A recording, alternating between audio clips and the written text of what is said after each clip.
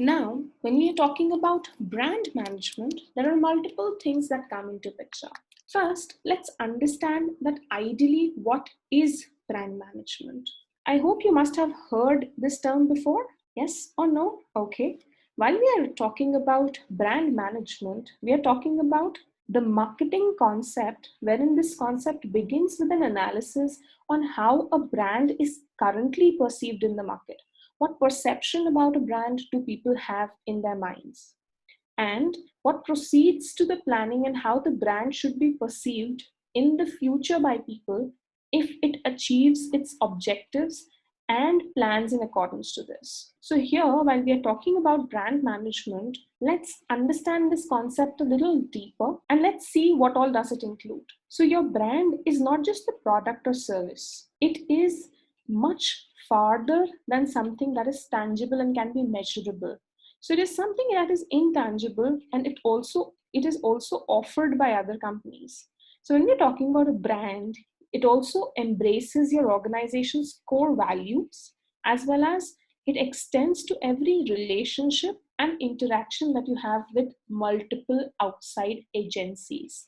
This includes your customers, suppliers, employees, as well as stakeholders. I'll give you a small example here. If I talk about a toothpaste brand, there was a time 5-7 years back when Colgate, which is the name of a company, a brand name, became a product name. Everybody who wanted to go to the market to purchase the toothpaste never asked the shopkeeper for a toothpaste, but asked the shopkeeper for Colgate only.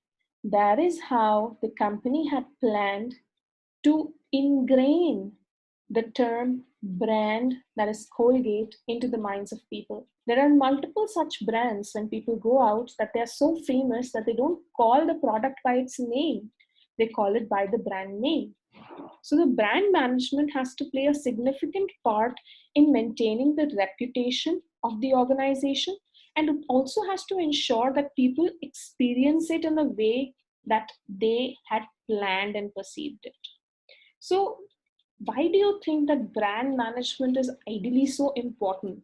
Here, when we are talking about a world where customers make decisions on brands in a blink of an eye, companies must prepare to wield influence over public's view of them. In fact, many businesses will succeed or fail based solely on their ability to perform successfully in the market as a brand. How do we actually target the market as per the brand? We have to create a strategic brand value management system to manage the brand's equity. Equity here means we are managing the entire name together. It requires a clear and comprehensive understanding of three things. One, the brand itself. Second, the target market. And third, your company's overall vision and mission and goals. All these three things have to move parallel. We cannot move against each other. A good relationship with your customer's target market is a must for your brand management. If you have a brand, bad branding, it will reflect in weak sales, poor client retention, and sluggish growth. To be effective, brand management must fully look after your brand using marketing techniques in a way that ensure that the entire brand is highlighted, that is taken care of, and promoted.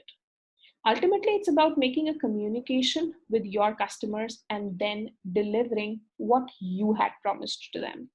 So when we are talking about all these things, do you think it's ideally possible to manage such an intangible thing? You cannot measure it, you cannot see it. How is it that we are evaluating this? When we are talking about the tangible elements of brand management, they include the product or the service that we're talking about. But service again becomes intangible. So tangibly, we're talking about the product alone. Its looks, its price, its packaging, everything is what the customer looks out for. But there's another side that is requiring more effort, which is maintaining the brand guidelines. And this has to be across all company touchpoints, whether they be internal or external. It's about managing how your customers experience your brand and how employees are representing it. It shouldn't be that, let's say I'm I'm calling for a complaint on the Airtel's customer care number, and the customer care executive says, ma'am, let me tell you that this is the worst brand you would have ever tried. Do you think that my employees should be talking about my brand in such a way? Definitely not. So I need to make sure that this product or the service that I'm going to provide, my employees reciprocate the same. When I'm talking about the entire thing here, it is brand management which is utmost important for the success of every organization.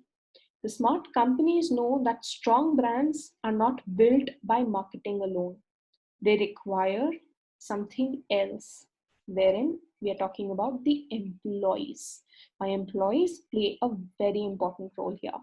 While each brand marketing strategy is different in terms of the resources, their execution, the goal always is the same.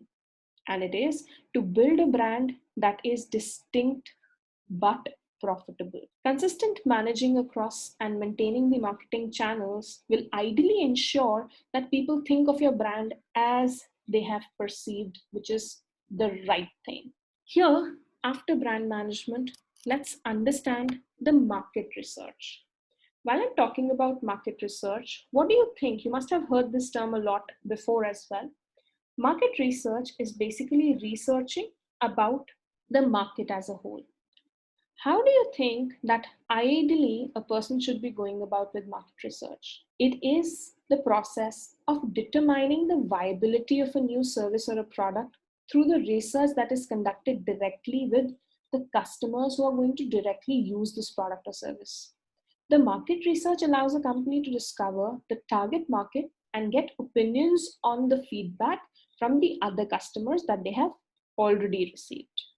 Talking about this as a whole, let's understand what this is and how does it work. The process of gathering, analyzing, interpreting information about a market and its product or the service that we're talking about as a brand to be offered for sale in that market, and about the past, present, and potential customers of the future.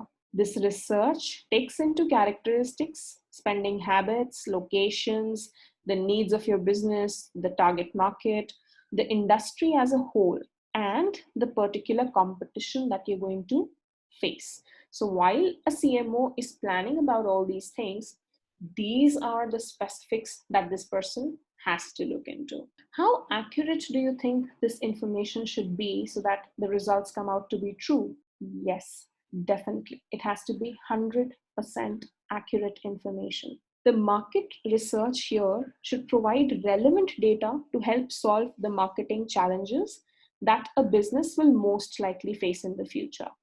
And as an integral part of the business planning process, this is most important.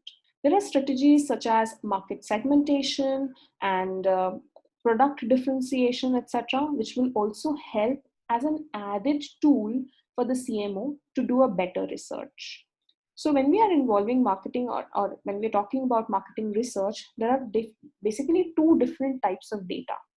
One, the primary, and second, the secondary. Yes, you must have heard about these two before as well. And primary is wherein the research you compile yourself or hire someone to gather this for you. That is primary. Secondary is that this has been compiled by someone else, but you are using it. For example, when reports or studies that have been done by the government agencies or maybe trade associations or maybe other businesses within the same industry, you are gathering the data from them. Something that has been collected by them is being used by you.